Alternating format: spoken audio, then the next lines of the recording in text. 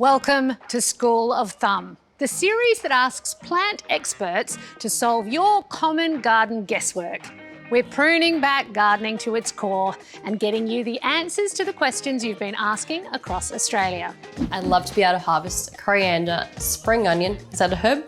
Go with it anyway. Yes. Let's get Steph adulting and get her growing some herbs in the burbs. This is the sort of mint that you might use in a savoury dish, right? Absolutely. You could use it in a savoury dish, but you could also put it in drinks as well.